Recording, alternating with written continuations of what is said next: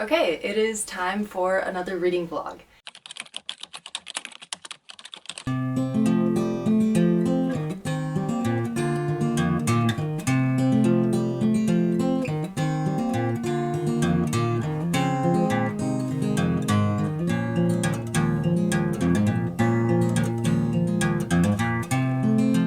And I'm doing this one today just because I have a lot of school reading to do. I'm not in school, but I'm taking a counseling course, which is feeling like school.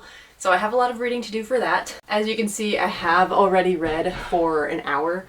So I'm going to finish up that reading, which will probably take me another hour. And then I would really like to read Othello.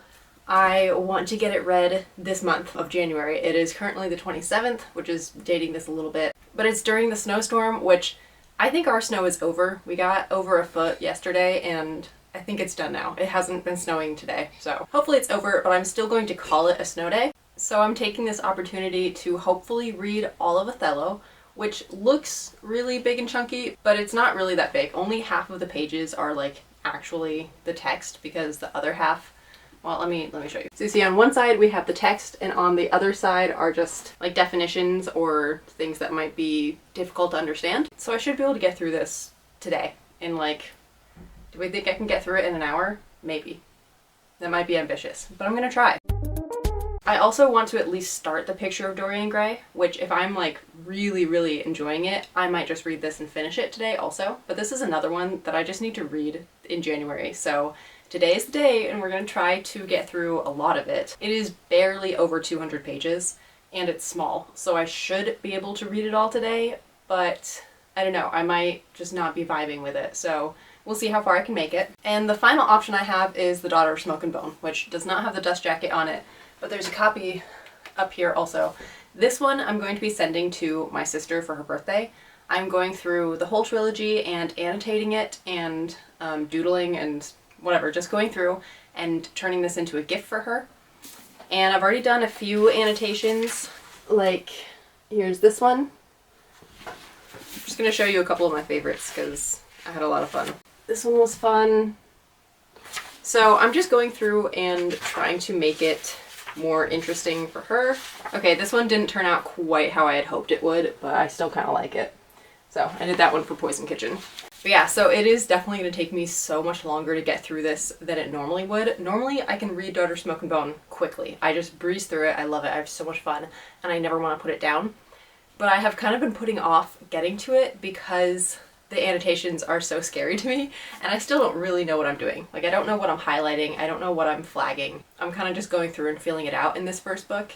But I have decided, I've committed myself to doing a doodle at least for every chapter heading. So that also is going to slow me down. I have to like read the chapter, see what stands out, do a doodle, and then move on. And the doodles take me forever because I'm not really, I don't enjoy art all the time, and I can't see things super well in my head. So I have to find a reference and then try it out in pencil over and over and over and over again until it's good. And then decide what color pen or whatever, and then hope that my hand is steady and it all turns out. So it's been quite a process already. So I'll maybe do this one today. I'm not really sure. I should probably read at least a chapter and just at least do a chapter a day and keep moving forward on it, but we'll see. And today is not supposed to be solely a reading day. I also want to do some editing on videos, and I have a couple thumbnails I need to make because I have a video going out tomorrow that I have another thumbnail for, so I do still have some things to do. I'm going to start with my counseling textbook, which I don't have the hard copy yet, so I'm reading that on my computer, which is also not my favorite thing to do, but yeah, I will check back in when I'm done. So here's to hour 2 of counseling reading.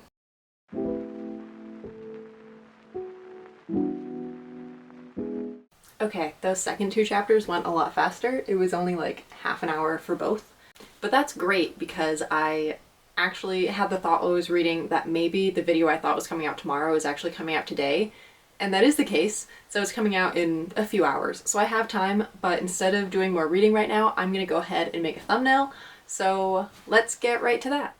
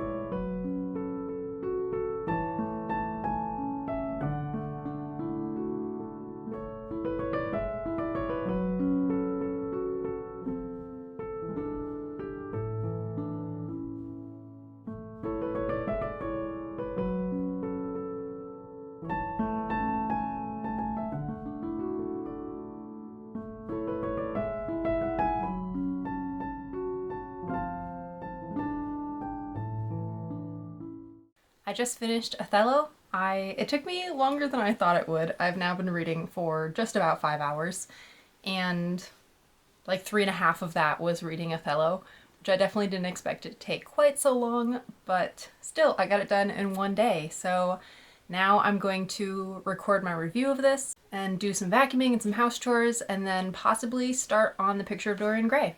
We shall see, because I also would like to get some video editing done today. I'm also hoping that this video will be a short one, just something little to spice up the week. But anyway, I will see y'all with an update in just a moment. Okay, house chores are done, and I'm going to start The Picture of Dorian Gray. I don't think I'll actually read very much of it today. Time is kind of getting away from me. It is 4:30, and like I have been saying, I would still like to do a little bit of editing today before I completely run out of steam. But I'm going to at least start The Picture of Dorian Gray and hopefully finish it this week, depending on how much work I have. I'm not really sure. I have an iced coffee this time, which feels wrong because it just started snowing again, but I got like so hot in the house vacuuming and doing other chores, and even though like the wood stove is all the way turned down, it is just throwing out heat. So yeah, I got really overheated really quickly. But without further ado, I'm just gonna get right into The Picture of Dorian Gray.